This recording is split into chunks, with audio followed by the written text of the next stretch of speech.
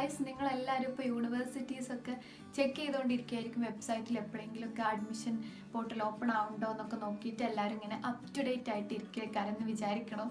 അങ്ങനെ തന്നെ ഇരിക്കുക.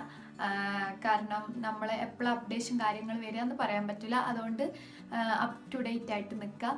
സോ ഇന്നത്തെ വീഡിയോയിൽ നമ്മൾ ഇനിയിപ്പോൾ അഡ്മിഷൻ്റെ പോർട്ടൽ ഓപ്പൺ ആയി കഴിഞ്ഞാൽ അതിൽ അപ്ലൈ ചെയ്യാൻ വേണ്ടിയിട്ട് എന്തെല്ലാം ഡോക്യുമെൻറ്റ്സ് ആണ് വേണ്ടത്, അപ്ലിക്കേഷൻ എങ്ങനെയൊക്കെയാണ്, അതിൻ്റെ കുറച്ച് ഡീറ്റെയിൽസ് കാര്യങ്ങളൊക്കെയാണ് ഈ വീഡിയോയിൽ സംസാരിക്കാൻ പോകുന്നത്. അപ്പോൾ നിങ്ങൾ ഈ വീഡിയോ ഫുള്ളായിട്ട് കാണാൻ ഇഷ്ടപ്പെട്ടാൽ ലൈക്ക് ചെയ്യുക, കമൻറ്റ് ചെയ്യുക, ഷെയർ ചെയ്യുക, സബ്സ്ക്രൈബ് ചെയ്യുക. മെയിനായിട്ട് കുറച്ച് ആൾക്കാർ ചോദിച്ചായിരുന്നു ഫോണിൽ അപ്ലൈ ചെയ്യാൻ പറ്റുമോ എന്നുള്ളത്. അപ്പോൾ ഫോണിൽ അപ്ലൈ ചെയ്യാൻ പറ്റില്ല എന്നാണ് എനിക്ക് തോന്നുന്നത്. കാരണം ഞാനൊക്കെ ലാപ്പിലാണ്, എനിക്ക് തോന്നുന്നു ലാപ്പാണ് വേണ്ടി വരിക. കാരണം ഈ അപ്ലൈ ചെയ്യുന്നതിൻ്റെ മുന്നേ നമ്മൾ ഈ പോർട്ടൽ ഓപ്പൺ ആക്കുന്ന സമയത്ത് അവർ സൈഡിൽ കൊടുത്തിട്ടുണ്ടാവും കുറച്ച് ക്രൈറ്റീരിയാസ് ഒക്കെ എന്തൊക്കെ ശ്രദ്ധിക്കണം എന്ന്. അപ്പോൾ അതിലുണ്ട് തോന്നുന്നുണ്ട് നമ്മൾ ലാപ്പിൽ തന്നെ അപ്ലൈ ചെയ്യണം എന്നുള്ള കാര്യം. അപ്പോൾ നിങ്ങൾ അതൊന്ന് ചെക്ക് ചെയ്യാം. പിന്നെ ഞാൻ സ്വന്തക്കാണ് അപ്ലൈ ചെയ്തിരുന്നത്, അതുകൊണ്ട് എനിക്ക് കുറച്ച് ഡീറ്റെയിൽസ് കാര്യങ്ങളൊക്കെ എങ്ങനെയെന്നുള്ളത് അറിയാം. പിന്നെ നമുക്ക് അപ്ലൈ ചെയ്ത് കഴിയുമ്പം ഒരു ഫോം കിട്ടും. അപ്പോൾ ആ ഫോമിലുള്ള ഡീറ്റെയിൽസ് കാര്യങ്ങളൊക്കെ വെച്ചിട്ടാണ് ഞാൻ ഇന്നത്തെ വീഡിയോ ചെയ്യുന്നത്. അപ്പോൾ ആദ്യം തന്നെ ഒരു ആൻസർ പറയണത്, ഇനിയും അപ്ലൈ ചെയ്യണോ, ഇനി നേരെ അഡ്മിഷൻ കിട്ടൂല, റിസൾട്ട് വന്നില്ല എന്നൊക്കെ ചോദിക്കുന്നവരാണ്. ഇനിയും നമ്മൾ അപ്ലൈ ചെയ്യണം. യൂണിവേഴ്സിറ്റികളിലേക്ക് സെപ്പറേറ്റ് ആയിട്ട് അപ്ലൈ ചെയ്യണം. എന്നാൽ മാത്രമേ നമുക്ക് അഡ്മിഷൻ കിട്ടുള്ളൂ. CUET സ്കോർ വന്നാൽ മാത്രം പോരാ, നമ്മൾ അപ്ലൈ ചെയ്യും വേണം. അപ്പോൾ ഇതാണ് ഇതിൻ്റെ ഒരു ആൻസർ ഇങ്ങനത്തെ ക്വസ്റ്റ്യൻ ചോദിച്ചവർക്ക്. അപ്പോൾ എല്ലാവരും ഇനിയും അപ്ലൈ ചെയ്യണം. അപ്പോൾ ഈ കുറച്ച് പ്രോസസ്സും കൂടി ഉള്ളൂ, അത് കഴിഞ്ഞു. അപ്പോൾ അപ്ലിക്കേഷൻ പ്രോസസ്സ് സിമ്പിളായിട്ട് ഞാൻ സ്റ്റെപ്പ് ബൈ സ്റ്റെപ്പ് ആയിട്ട് ഒന്ന് സിമ്പിളായിട്ട് പറയാം. നമ്മൾ യൂണിവേഴ്സിറ്റീൻ്റെ വെബ്സൈറ്റ് ചെക്ക് ചെയ്യുക. നമ്മൾ ലിസ്റ്റ് ചെയ്ത് വെച്ച യൂണിവേഴ്സിറ്റിൻ്റെ വെബ്സൈറ്റ് ചെക്ക് ചെയ്യുക. അഡ്മിഷൻ പോർട്ടൽ ഓപ്പൺ ആയണോ എന്ന് ചെക്ക് ചെയ്യുക. ആ ഓപ്പൺ ആണെങ്കിൽ അതിൽ CUET PGയിൽ രജിസ്റ്റർ ചെയ്യുക. രജിസ്റ്റർ ചെയ്ത് കഴിഞ്ഞിട്ട് ഡീറ്റെയിൽസ് അപ്ലോഡ് ചെയ്ത് കൊടുക്കുക. പിന്നെ നമ്മൾ ഡോക്യുമെൻറ്റ്സ് അപ്ലോഡ് ചെയ്ത് കൊടുക്കുക. പിന്നെ നമ്മൾ പേയ്മെൻറ്റ് ചെയ്യുക. അതായത് ഓരോ യൂണിവേഴ്സിറ്റിക്കും അതിൻ്റെ അപ്ലിക്കേഷൻ ഫീസ് ഉണ്ട്, ആ ഫീസ് പേ ചെയ്യുക. പേ ചെയ്ത് കഴിയുമ്പോൾ നമുക്കൊരു എല്ലാം ഫില്ലായിട്ട് എല്ലാം സെറ്റാക്കിയിട്ട് ഒരു PDF തരും അവർ പ്രിൻ്റ് എടുക്കാൻ വേണ്ടിയിട്ട്. അത് പ്രിൻ്റ് എടുത്ത് സൂക്ഷിച്ച് വെക്കുക. കാരണം അത് നമ്മുടെ യൂണിവേഴ്സിറ്റിൻ്റെ അഡ്മിഷൻ്റെ സമയത്ത് ആവശ്യം വരും. അതുകൊണ്ട് അത് പ്രിൻ്റ് എടുത്ത് വെക്കുക. ഓക്കെ, അപ്പോൾ ഇത്രയും ഡീറ്റെയിൽ സിമ്പിളായിട്ട് ഞാൻ പറഞ്ഞതാണ്. അപ്പോൾ ഇത്രയും ഡീറ്റെയിൽസ് എന്തായാലും ശ്രദ്ധിക്കണം. അപ്പോൾ ഇത്രയും ഒരു process step by step process മാത്രമേ ഇനി നമുക്ക് ചെയ്യാനുള്ളൂ. ഇനി നെക്സ്റ്റ് അപ്ലിക്കേഷൻ്റെ ടൈമിൽ നമ്മൾ എന്തായാലും ശ്രദ്ധിക്കേണ്ട കുറച്ച് കാര്യങ്ങളുണ്ട്. മെയിനായിട്ട് ഇത് മിസ്സായി പോകരുത്. മെയിനായിട്ടുള്ള കാര്യം, നമ്മൾ ആക്റ്റീവ്ലി യൂസ് ചെയ്യുന്ന ഫോൺ നമ്പറും ഇമെയിലും കൊടുക്കാൻ നോക്കുക. കാരണം നമ്മൾ ഈ ആക്റ്റീവ്ലി യൂസ് ചെയ്യുന്ന ഈ ഇമെയിലും ഫോൺ നമ്പർ കൊടുത്താൽ മാത്രമേ ഡീറ്റെയിൽസ് നമുക്ക്, അതായത് മെയിനായിട്ട് മെയിലിൻ്റെ കാര്യം, മെയിലിലൂടെയാണ് അധികം അപ്ഡേഷൻസും യൂണിവേഴ്സിറ്റീസ് നമ്മൾ അറിയിക്കുക. അതായത് അവർ ലിസ്റ്റ് ഇടുന്നതായിക്കോട്ടെ, അവർ നമുക്ക് അഡ്മിഷൻ കിട്ടിയണമെങ്കിൽ അത് അറിയിക്കുന്നതായിക്കോട്ടെ, അങ്ങനത്തെ എല്ലാ അപ്ഡേഷൻസും നമ്മുടെ മെയിൽ വഴിയായിരിക്കും വരിക. ചില യൂണിവേഴ്സിറ്റി ചിലപ്പോൾ കോൾ ചെയ്യാൻ ചാൻസ് ഉണ്ട്. അപ്പോൾ അത് എങ്ങനെയെന്നുള്ളതിനനുസരിച്ച് നിങ്ങളുടെ ഇമെയിലും ഫോൺ നമ്പറും നിങ്ങൾ ആക്റ്റീവ്ലി യൂസ് ചെയ്യുന്നത്, നിങ്ങളിപ്പോൾ ഏതാണോ യൂസ് ചെയ്യുന്നത്, എപ്പോഴും യൂസ് ചെയ്യുന്നത്, അത് കൊടുക്കാൻ നോക്കുക. ഓക്കെ, അത് മസ്റ്റായിട്ട് ശ്രദ്ധിക്കുക. വേറെ ഒന്നും കൊടുത്തു കഴിഞ്ഞാൽ പിന്നെ നിങ്ങൾക്ക് ഒരു അപ്ഡേഷൻസും അറിയാൻ പറ്റില്ല. അതുകൊണ്ട് നിങ്ങൾ ആക്റ്റീവ്ലി യൂസ് ചെയ്യണത് തന്നെ കൊടുക്കുക. ഓക്കെ, അപ്പോൾ ഇമെയിലും ഫോൺ നമ്പറും കൃത്യമായിട്ട് ആക്റ്റീവ്ലി യൂസ് ചെയ്യണത് കൊടുക്കുക.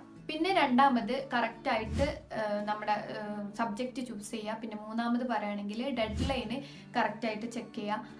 ലാസ്റ്റ് ഡേറ്റ്, അതായത് അഡ്മിഷൻ പോർട്ടൽ ഓപ്പൺ ആയിരുന്നല്ലോ, ഇനിയിപ്പോൾ കുറച്ച് ദിവസം കൂടി ഡേറ്റ് ഉണ്ടല്ലോ നമുക്ക് അപ്ലൈ ചെയ്യാനെന്നൊക്കെ വിചാരിച്ച് നിൽക്കണ്ട.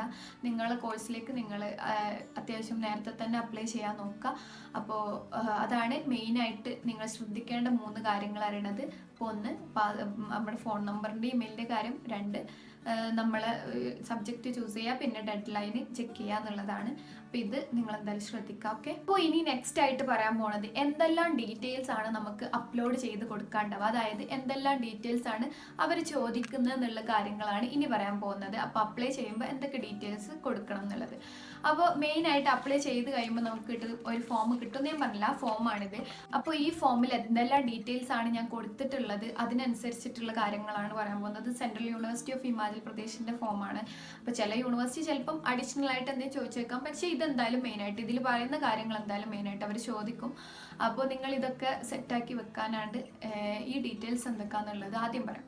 ആദ്യം തന്നെ നമ്മൾ പേ ചെയ്ത ഡീറ്റെയിൽസ് അയക്കാനും മുകളിൽ കാണിക്കുക. അപ്പോൾ ഇവിടെ എനിക്ക് പേ ചെയ്യാൻ 500 രൂപയായിരുന്നു. അപ്പോൾ അതിൻ്റെ ഡീറ്റെയിൽസ് ആണ് ഫസ്റ്റ് തന്നെ കാണുന്നത്. ആദ്യം തന്നെ നമ്മളോട് ചോദിക്കുന്ന കാര്യം പേഴ്സണൽ ഡീറ്റെയിൽസ് ആയിരിക്കും. പേഴ്സണൽ ഡീറ്റെയിൽസ് നമ്മൾ പേര്, ബ്ലഡ് ഗ്രൂപ്പ്, പിന്നെ നമ്മുടെ ജെൻഡർ, ഇമെയിലാണ് ഞാൻ നേരത്തെ പറഞ്ഞ പോലെ ഇമെയിൽ ശ്രദ്ധിച്ച് കൊടുക്കുക. പിന്നെ ഫോൺ നമ്പർ അതും ശ്രദ്ധിച്ച് കൊടുക്കുക. പിന്നെ നമ്മുടെ മദർ ടങ്, റിലീജിയൻ, അങ്ങനത്തെ കുറച്ച് ഡീറ്റെയിൽസ്, അഡ്രസ്സ്, ബ്ലഡ് ഗ്രൂപ്പ്, ഇങ്ങനത്തെ കുറച്ച് ഡീറ്റെയിൽസ് ചോദിക്കും. അതാണ് ആദ്യത്തെ സെക്ഷനിൽ ഉണ്ടാവുക. പിന്നെ നമ്മളോട് രണ്ടാമത് ചോദിക്കുന്നതാണ് ഹിമാചലിലെ അതായത് നമ്മൾ കൊടുക്കുന്ന യൂണിവേഴ്സിറ്റിൻ്റെ രജിസ്ട്രേഷൻ ഡീറ്റെയിൽസ് ചോദിക്കും. അതിൽ നമ്മളോട് ചോദിക്കുക have you enrolled in Himachal before. അതായത് നമ്മൾ ഈ യൂണിവേഴ്സിറ്റിയിൽ CU ഹിമാചലിൽ പിന്നെ മുന്നേ എങ്ങാനും പഠിച്ചിരുന്നോ എന്നുള്ള കാര്യങ്ങൾ ചോദിക്കും. പിന്നെ ചോദിക്കുക name of CU Himachal school or department, faculty or college. ഇതിൽ ഏതെങ്കിലും ആള് നിങ്ങൾക്ക് അറിയോ, അതിൻ്റെ പേരോ എന്തെങ്കിലും അറിയോ എന്നുള്ളത് ചോദിക്കും. പിന്നെ നമ്മുടെ അവിടെ പഠിച്ചിട്ടുണ്ടെങ്കിൽ നമ്മൾ രജിസ്ട്രേഷൻ നമ്പർ ചോദിക്കും. പിന്നെ നമ്മുടെ പ്രോഗ്രാം ഏതാണോ നമ്മൾ പഠിച്ച ആ സബ്ജക്റ്റിൻ്റെ പേര് ചോദിക്കും. അപ്പോൾ ഇത്രയും ഡീറ്റെയിൽസ് ആണ്. മൂന്നാമതായിട്ട് ചോദിക്കുന്ന ഡീറ്റെയിൽസ് ഫാമിലി ഡീറ്റെയിൽസ് ആണോ എന്ന് ചോദിക്കും. അപ്പോൾ അതിൽ നമ്മുടെ ഫാദർ, മദർ, അവരുടെ ജോബ്, അവരെത്ര പഠിച്ചു, അവർ ക്വാളിഫിക്കേഷന്, പിന്നെ നമ്മുടെ അവർ എന്താണ് ചെയ്യുന്നത്, അവരുടെ അഡ്രസ്സ് ചോദിക്കും. ഇപ്പോൾ ഏത് ഓഫീസിൽ വർക്ക് ചെയ്യുകയാണെങ്കിൽ ആ ഓഫീസിൻ്റെ അഡ്രസ്സ് ചോദിക്കും. പിന്നെ നമ്മുടെ എമർജൻസി കോൺടാക്ട് നമ്പർ. ഇതാണ് ഫാമിലി ഡീറ്റെയിൽസിൽ ചോദിക്കുക. ഓക്കെ. നാലാമത് വരുന്നത് അതർ കാറ്റഗറി ഓർ കോട്ട. ഇതിലാണ് നമ്മുടെ സ്പോർട്സ്, NCC അങ്ങനത്തെ കുറച്ച് കാര്യങ്ങളൊക്കെ ചോദിക്കുക. അപ്പോൾ ഇതിൽ ആദ്യം തന്നെ ചോദിക്കുക person with bench mark disabilities category. അതായത് നമുക്ക് എന്തെങ്കിലും ഡിസബിലിറ്റി ഉണ്ടോ എന്ന് ചോദിക്കും. അതിൻ്റെ സർട്ടിഫിക്കറ്റ് കാര്യങ്ങൾ ഉണ്ടെങ്കിൽ അത് അപ്ലോഡ് ചെയ്ത് കൊടുക്കേണ്ടി വരും. പിന്നെ നമ്മൾ കാശ്മീരി മൈഗ്രൻ്റ് ആണോ എന്ന് ചോദിക്കും. പിന്നെ നമ്മൾ prime ministers special scholarship scheme for Jammu and Kashmir സ്റ്റുഡൻസിന് കൊടുക്കുന്ന ആ ഒരു സ്കോളർഷിപ്പ് നമുക്ക് കിട്ടുന്നുണ്ട്, അങ്ങനത്തെ കാര്യങ്ങളാണ് ചോദിക്കുക. പിന്നെ children or widow of armed force person. അപ്പോൾ അങ്ങനെ എന്തെങ്കിലും ആണോ നിങ്ങൾ ചോദിക്കും. അപ്പോൾ ആണെങ്കിൽ അത് കൊടുക്കുക. എന്നിട്ട് അതിൻ്റെ ഡീറ്റെയിൽസ് ബാക്കി കാര്യങ്ങൾ ചോദിക്കേണ്ടാവും. അപ്പോൾ അത് അതിനനുസരിച്ച് കൊടുക്കുക. പിന്നെ സിംഗിൾ ഗേൾ ചൈൽഡ് ആണോ എന്ന് ചോദിക്കും. അപ്പോൾ അതിന് കുറച്ച് എനിക്ക് തോന്നുന്നുണ്ട് സിംഗിൾ ഗേൾ ചൈൽഡ് ആണെങ്കിൽ അതിന് ഡോക്യുമെൻ്റ് അപ്ലോഡ് ചെയ്ത് കൊടുക്കാണ്ടാവും. മേ ബി എന്തെങ്കിലും സർട്ടിഫിക്കറ്റ് കാര്യങ്ങൾ, അത് വലിയതായിട്ട് എനിക്കറിയില്ല. അപ്പോൾ അത് എന്താണോ അതിനനുസരിച്ച് ചെയ്യുക. പിന്നെ കൾച്ചറൽ ആക്ടിവിറ്റീസ് കോട്ട അത് ചോദിക്കും. പിന്നെ സ്പോർട്സ് കോട്ട ചോദിക്കും. Do you have any illness which required continuous or emergency medical attention. എന്തെങ്കിലും സീരിയസ് ആയിട്ട് എന്തെങ്കിലും ഇഷ്യൂസ് ഒക്കെ ഉണ്ടോ നിങ്ങൾക്ക്, അതായത് ഫിസിക്കലി എന്തെങ്കിലും ഇഷ്യൂസ് ഒക്കെ ഉണ്ടോ എന്ന് ചോദിക്കും. ഫിസിക്കലി നല്ല മെൻ്റലി എല്ലാ കാര്യങ്ങളും ഉണ്ടെങ്കിൽ ഇതിൽ കൊടുക്കാം. പിന്നെ academic bank of credit ABC ID. ഈ ABC ID നിങ്ങൾ ഉണ്ടാക്കുക. അത് അപ്ലൈ ചെയ്യുന്നത് ഇപ്പം തന്നെ അത് സെറ്റ് ചെയ്യുക. അപ്പോൾ ABC ഡിജി ലോക്കർ വഴിയൊക്കെയാണ് അത് നമ്മൾ ചെയ്യലെന്ന് തോന്നുന്നുണ്ട്. അപ്പോൾ ഞാനത് ചെയ്ത് അങ്ങനെ ഓർമ്മയില്ല. അപ്പോൾ നിങ്ങൾ യൂട്യൂബിൽ അതിന് വീഡിയോസ് ഉണ്ടാവും എങ്ങനെ നമുക്ക് ABC ID ക്രിയേറ്റ് ചെയ്യാന്നുള്ളത്. അപ്പോൾ അത് നോക്കിയിട്ട് അതിനനുസരിച്ച് ചെയ്യാം. പിന്നെ ഇനി ഇയർ ഗ്യാപ്പ് ഉണ്ടോ എന്ന് ചോദിക്കും. അപ്പം ഇയർ ഗ്യാപ്പ് ഉണ്ടെങ്കിൽ അത് കൊടുക്കുക. ചിലപ്പോൾ കുറേ ഇയർ ഗ്യാപ്പ് ഉണ്ടെങ്കിൽ അവർ എന്തെങ്കിലും സർട്ടിഫിക്കറ്റ് കാര്യങ്ങൾ ചോദിക്കാനുള്ള ചാൻസ് ഉണ്ട്. അപ്പോൾ അത് അതിനനുസരിച്ച് ചെയ്യാം. പിന്നെ ചോദിക്കുക do you have any NCC certificate. അപ്പോൾ NCCയിൽ ജോയിൻ ചെയ്തിട്ടുണ്ടായിരുന്ന ആൾക്കാർ അതിൻ്റെ സർട്ടിഫിക്കറ്റ് കാര്യങ്ങൾ കൊടുക്കുക. പിന്നെ നമ്മളോട് ചോദിക്കുന്ന have you participated in national service scheme, അത് NSSൻ്റെ കാര്യങ്ങൾ. പിന്നെ do you have passport or applied for passport, അതുണ്ടെങ്കിൽ കൊടുത്താൽ മതി, ഇല്ലെങ്കിൽ വേണ്ട. പിന്നെ you ward of university employee, അല്ലെങ്കിൽ യൂണിവേഴ്സിറ്റിയിലുള്ള ആരെങ്കിലും ആയിട്ട്, ഐ മീൻ അവരുടെ മക്കളോ അങ്ങനെ ആരെങ്കിലും ആണോ എന്നുള്ളത് ചോദിക്കും. അത് നമ്മൾ ഏത് കൊടുക്കുന്ന യൂണിവേഴ്സിറ്റിയിൽ. പിന്നെ details of migration certificate if applicable. അപ്പോൾ പിന്നെ നമ്മളോട് ചോദിക്കുക മൈഗ്രേഷൻ സർട്ടിഫിക്കറ്റ് ആയിരിക്കും. അത് നമ്മൾ അപ്ലൈ ചെയ്തിട്ടുണ്ടെങ്കിൽ അതിൻ്റെ ഡീറ്റെയിൽസ് കൊടുക്കുക. പിന്നെ നമ്മുടെ ലാംഗ്വേജ്, ഏതൊക്കെ ലാംഗ്വേജസ് നമുക്ക് അറിയാം എന്നുള്ളത് കൊടുക്കുക. ഇംഗ്ലീഷ്, അറബി, ഹിന്ദി, മലയാളം ഒക്കെ ഉണ്ടാവും. വേറെ ലാംഗ്വേജസ് അറിയെങ്കിൽ അതിനനുസരിച്ച് കൊടുക്കുക. ഓക്കെ. ഇനി അക്കാഡമിക് ഡീറ്റെയിൽസ് ആണ്. അക്കാഡമിക് ഡീറ്റെയിൽസിൽ മെയിനായിട്ട് നമ്മൾ 10, +2 ഡിഗ്രി ഇതിലുള്ള ഡീറ്റെയിൽസാണ് ചോദിക്കുക. 10ാം ക്ലാസ്സിൽ നമ്മൾ പാസ്സായ വർഷം, പിന്നെ നമ്മുടെ സബ്ജക്ട്സ്, നമ്മുടെ പിന്നെ എത്ര ടോട്ടൽ പെർസെൻറ്റേജ് എത്ര അതുണ്ടാവും. പിന്നെ നമ്മുടെ സ്കൂളിൻ്റെ പേര്, അങ്ങനത്തെ കുറച്ച് ഡീറ്റെയിൽസ് ആണ് ചോദിക്കുക. അപ്പോൾ അതിനനുസരിച്ച് നിങ്ങളുടെ SLC ബുക്കിൽ നോക്കിയിട്ട് കൃത്യമായിട്ട് കൊടുക്കുക. ഓക്കെ. പിന്നെ നമ്മളോട് സെയിം നമ്മുടെ +2ൻ്റെ ഡീറ്റെയിൽസ് ചോദിക്കും. അതിൽ സെയിം കാര്യങ്ങൾ, സ്കൂളിൻ്റെ നെയിം, ഏതാണ് പാസ്സായ വർഷം, എത്രയാണ് നമ്മുടെ പെർസെൻറ്റേജ് കാര്യങ്ങൾ, നമ്മുടെ സബ്ജക്ട്സ് ഏതൊക്കെയായിരുന്നു എന്നുള്ള കാര്യങ്ങൾ ചോദിക്കും. അപ്പം അതിനനുസരിച്ച് നമ്മുടെ +2ൻ്റെ ഡീറ്റെയിൽസ് കൊടുക്കുക. പിന്നെ ചോദിക്കുക നമ്മുടെ ഡിഗ്രീൻ്റെ ഡീറ്റെയിൽസ് ആയിരിക്കും. അപ്പോൾ സെയിം ഇതുപോലെ തന്നെ നമ്മുടെ കോളേജിൻ്റെ പേര്, നമ്മുടെ പെർസെൻറ്റേജ്, സബ്ജക്ട്സ്, പിന്നെ നമ്മളെ പാസ്സായ വർഷം, അങ്ങനത്തെ കുറച്ച് ഡീറ്റെയിൽസ് ആണ് ചോദിക്കുക. അപ്പോൾ ഇത്രയും ഡീറ്റെയിൽസ് ആണ് നമുക്ക് ആഡ് ചെയ്ത് കൊടുക്കാനുള്ളത്. മെയിനായിട്ട് ആഡ് ചെയ്ത് കൊടുക്കാനുള്ള മെയിൻ ഡീറ്റെയിൽസുകൾ ഇത്രയാണ്. അപ്പോൾ ചില യൂണിവേഴ്സിറ്റികൾ എക്സ്ട്രാ ഡീറ്റെയിൽസ് ചോദിച്ചേക്കാം. അപ്പോൾ അതിനനുസരിച്ച്, എന്നാലും അധികമൊന്നും ഉണ്ടാവില്ല, അതിനനുസരിച്ച് നിങ്ങൾ കൊടുക്കാൻ നോക്കാം. അപ്പോൾ ഇനി നെക്സ്റ്റ് നമുക്ക് എന്തെല്ലാം ഡോക്യുമെന്റ്സ് ആണ് നമ്മൾ അപ്ലോഡ് ചെയ്ത് കൊടുക്കേണ്ടത് എന്നുള്ളതാണ് മെയിനായിട്ട് നോക്കാനുള്ളത്. അപ്പോൾ യൂണിവേഴ്സിറ്റീസ് അഡ്മിഷൻ ഒന്നും ഓപ്പൺ ആയിട്ടില്ല എന്നാണ് എനിക്ക് തോന്നുന്നത്. അപ്പോൾ ഈ ടൈമിൽ തന്നെ നിങ്ങൾ നിങ്ങളുടെ ഡോക്യുമെന്റ്സ് കാര്യങ്ങൾ സെറ്റ് ചെയ്ത് വെക്കുക.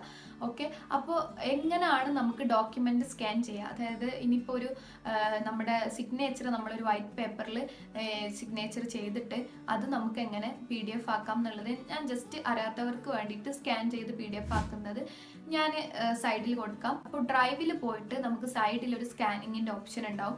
അതിൽ ക്ലിക്ക് ചെയ്തിട്ട് നമ്മൾ ഈ എഴുതിയ അതായത് സൈൻ ചെയ്ത് വെച്ച പേപ്പർ താഴെ വെച്ചിട്ട് നമ്മളത് സ്കാൻ ചെയ്തെടുക്കാം. എന്നിട്ട് അത് PDF ആയിട്ട് അത് അപ്ലോഡ് ചെയ്യുക, ഡ്രൈവിൽ അപ്ലോഡ് ചെയ്യുക. എന്നിട്ട് അത് ഓപ്പൺ ചെയ്തിട്ട് അത് നമ്മൾ ഡൗൺലോഡ് ചെയ്യുക PDF ആയിട്ട്. അപ്പോൾ നമുക്ക് ഈ നമ്മൾ ചെയ്ത സിഗ്നേച്ചർ നമുക്ക് PDF ആയിട്ട് സൈൻ ചെയ്ത സാധനം കിട്ടും. ഓക്കെ, അപ്പോൾ അങ്ങനെ ഡോക്യുമെന്റ് ചെയ്തേക്കുക. ചില ഡോക്യുമെന്റ്സ് നമുക്ക് JPG ആയിട്ട് അപ്ലോഡ് ചെയ്യണം. എനിക്ക് മേ ബി ചിലപ്പോൾ ഫോട്ടോസും സിഗ്നേച്ചറും അങ്ങനെ ആവും ചോദിക്കാന്ന് തോന്നുന്നു. അപ്പോൾ നിങ്ങൾ അതിനനുസരിച്ച് ചെയ്യുക. പിന്നെ ഫോട്ടോ ആണ് നമുക്ക് അപ്ലോഡ് ചെയ്ത് കൊടുക്കാനുള്ളത്. അപ്പോൾ ഫോട്ടോ ഇങ്ങനെ സെറ്റ് ചെയ്ത് വെക്കാം. എങ്ങനെയാണോ അവർ ചോദിക്കാന്ന് പറയാൻ പറ്റില്ല. അപ്പോൾ JPG ഉണ്ടായിക്കോട്ടെ, PDF ഉണ്ടായിക്കോട്ടെ. പിന്നെ ബാക്കിയുള്ള എല്ലാ ഡോക്യുമെന്റ്സും PDF ആ ചോദിക്കുക. പിന്നെ വരുന്ന മെയിൻ സർട്ടിഫിക്കറ്റ് എന്ന് പറയുന്നത് നമ്മൾ OBC NCL or category certificates ഉണ്ടാവും, അത് കൊടുക്കുക. ഇതൊക്കെ PDF ആയിട്ട് തന്നെ. അപ്പോൾ നമ്മുടെ അടുത്ത് നമ്മുടെ OBC NCL എക്സ്പയറി ആവാത്ത, മാർച്ചിന് ശേഷമുള്ള നോക്കുക, എക്സ്പയറി ആവാത്ത ഉണ്ടെങ്കിൽ അത് നമ്മൾ ഞാൻ പറഞ്ഞ പോലെ സ്കാൻ ചെയ്തിട്ട് PDF ആക്കിയിട്ട് സെറ്റ് ചെയ്ത് ഇപ്പോൾ തന്നെ വെക്കുക. OBC NCL കഴിഞ്ഞിട്ട് ചോദിക്കുന്ന സർട്ടിഫിക്കറ്റ് എന്ന് പറയുന്നത് നമ്മുടെ മൈഗ്രേഷൻ സർട്ടിഫിക്കറ്റ് ആയിരിക്കും. അപ്പോൾ മൈഗ്രേഷൻ സർട്ടിഫിക്കറ്റ് കിട്ടാത്തവരുണ്ടാവാം, കിട്ടിയവരുണ്ടാവും. അപ്പോൾ കിട്ടിയവർ അതനുസരിച്ച് അപ്ലോഡ് ചെയ്ത് കൊടുക്കുക. അല്ലാത്തവർ അണ്ടർടേക്കിംഗ് വെക്കുക. അപ്പോൾ ഇതാണ് നമ്മുടെ അണ്ടർടേക്കിംഗ് എന്ന് പറയുന്നത്. ചില യൂണിവേഴ്സിറ്റികൾക്ക് അവരുടേതായിട്ടുള്ള അണ്ടർടേക്കിംഗ് ഉണ്ടാവും. അണ്ടർടേക്കിംഗ് എന്തിനാന്ന് വെച്ചാൽ നമ്മൾക്ക് കിട്ടാത്ത നമ്മുടെ ഡോക്യുമെന്റ്സ് ഇല്ലേ, മെയിൻ ചില ഡോക്യുമെന്റ്സ് ഉണ്ട്, എല്ലാവരും നമുക്ക് അണ്ടർടേക്കിംഗ് വെക്കാൻ പറ്റും എന്ന് എനിക്ക് തോന്നണില്ല. അപ്പോൾ മൈഗ്രേഷനൊക്കെയാണ് മെയിനായിട്ട് എല്ലാവരും അണ്ടർടേക്കിംഗ് വെക്കണം. പിന്നെ നമ്മുടെ ഡിഗ്രീൻ്റെ സർട്ടിഫിക്കറ്റ് കിട്ടാത്തത്, അതായത് നമുക്ക് ഡിഗ്രീൻ്റെ സർട്ടിഫിക്കറ്റ് ഇതിൽ ആഡ് ചെയ്ത് കൊടുക്കാണ്ട് അതിൽ ചിലപ്പോൾ നമുക്ക് ഒഫീഷ്യൽ ആയിട്ടുള്ള നമ്മുടെ മെയിൻ സർട്ടിഫിക്കറ്റ് കിട്ടിയിട്ടുണ്ടാവില്ല, പക്ഷേ പ്രൊവിഷണൽ ആയിട്ട് കിട്ടും. പ്രൊവിഷണൽ സർട്ടിഫിക്കറ്റ് എന്ന് പറഞ്ഞാൽ അതിൽ നമ്മുടെ സ്കോറും കാര്യങ്ങളൊക്കെ കൊടുത്തിട്ടുള്ള ഡീറ്റെയിൽസ് ഒക്കെ കൊടുത്തിട്ടുള്ള നമുക്ക് കോളേജിൽ നിന്ന് കിട്ടുന്ന ഒരു സർട്ടിഫിക്കറ്റ് നേരത്തെ തരലുണ്ട്. അതുണ്ടെങ്കിൽ നമുക്ക് ഡിഗ്രീൻ്റെ മെയിൻ സർട്ടിഫിക്കറ്റ് ഇല്ലെങ്കിൽ പ്രൊവിഷണൽ അതിൻ്റെ അത്രയും വാല്യൂ ഉള്ളതാണ്, അത് കൊടുത്താൽ മതി. അപ്പോൾ അണ്ടർടേക്കിംഗ് മെയിനായിട്ട് നമ്മൾ അപ്ലൈ ചെയ്യുമ്പോൾ അവിടെ ആ ഡോക്യുമെന്റ് അപ്ലോഡ് ചെയ്യാനുള്ളടത്ത് നമ്മൾ ഏത് ഇപ്പോൾ മൈഗ്രേഷൻ്റെ സർട്ടിഫിക്കറ്റ് ആണ് നമ്മളടുത്ത് ഇല്ല എന്നുണ്ടെങ്കിൽ അണ്ടർടേക്കിംഗ് സെറ്റ് ചെയ്തിട്ട് അതിൽ നമ്മുടെ ഡീറ്റെയിൽസ് ഒക്കെ ആഡ് ചെയ്ത് കൊടുത്തിട്ട് നമുക്ക് മൈഗ്രേഷൻ സർട്ടിഫിക്കറ്റിൻ്റെ കാര്യങ്ങളും കൊടുത്തിട്ട് അത് നമ്മളിനി അഡ്മിഷൻ്റെ ടൈമിൽ നമ്മൾ എത്തിക്കുന്നതാണ്, അതായത് സബ്മിറ്റ് ചെയ്യുന്നതാണെന്നുള്ള കാര്യം പറഞ്ഞിട്ടുള്ള ഒരു സർട്ടിഫിക്കറ്റാണ്. അപ്പോൾ അത് നമ്മുടെ മൈഗ്രേഷൻ്റെ ഭാഗത്ത് അപ്ലോഡ് ചെയ്ത് കൊടുക്കാനുള്ളതാണ് ടേക്കിംഗ് എന്ന് പറയുന്നത്. അപ്പോൾ ഈ അണ്ടർടേക്കിങ് ചില യൂണിവേഴ്സിറ്റികൾക്ക് അവരുടേതായിട്ടുള്ള അണ്ടർടേക്കിംഗ് ഉണ്ടാവും. അപ്പോൾ നിങ്ങൾ ഹെൽപ്പ് ഡെസ്കുള്ള ആൾക്കാരോട് ചോദിക്കുക, അപ്പോൾ അതിനനുസരിച്ച് നിങ്ങൾക്ക് കൊടുക്കാൻ പറ്റും. ചില യൂണിവേഴ്സിറ്റിയിൽ കോമൺ ആയിട്ടുള്ള അണ്ടർടേക്കിംഗ് ഉണ്ടാവും. അപ്പോൾ അതൊക്കെ ഹെൽപ്പ് ഡെസ്കിൽ PDF ആയിട്ട് വരലുണ്ട്. അപ്പോൾ നിങ്ങൾ അതും ചെക്ക് ചെയ്ത് നോക്കാം. ഓക്കെ, അപ്പോൾ ഇത്രയും ഡീറ്റെയിൽസ്. അപ്പോൾ ഏതൊക്കെയാണ് നമ്മൾ പറഞ്ഞ ഡോക്യുമെന്റ്സ്, ഫോട്ടോ, പിന്നെ നമ്മുടെ signature, OBC NCL category certificate, പിന്നെ നമ്മുടെ മൈഗ്രേഷന്, പിന്നെ നമ്മുടെ 10ാം ക്ലാസ് സർട്ടിഫിക്കറ്റ്, +2 ഡിഗ്രി. അപ്പോൾ ഇത്രയും സർട്ടിഫിക്കറ്റ് ആണ് നമുക്ക് അപ്ലോഡ് ചെയ്ത് കൊടുക്കാനുള്ള ഡോക്യുമെന്റ്സ് കാര്യങ്ങൾ വരുന്നത്. ഓക്കെ, അപ്പോൾ ഇത്രയും ഡോക്യുമെന്റ്സും ഡീറ്റെയിൽസും കൊടുത്തതിന് ശേഷം ഏകദേശം നമ്മുടെ ഈ ഒരു പ്രോസസ്സ് ഫില്ലായിട്ടുണ്ടാവും. ഏകദേശം കംപ്ലീറ്റ്ലി ഫില്ലാവണമെങ്കിൽ നമ്മൾ ഇതിൻ്റെ ഫീ പേയ്മെൻറ്റ് ചെയ്യണം. അപ്പം ഫീ പേ ചെയ്യാൻ വേണ്ടിയിട്ട് നമുക്കൊരു ഓപ്ഷൻ ഉണ്ടാവും. ആ ഓപ്ഷനിൽ അവർ QR കോഡ് കൊടുത്തിട്ടുണ്ടാവും. അത് നമ്മൾ സ്കാൻ ചെയ്തിട്ട് അതിൽ ഫീ പേ ചെയ്യാം.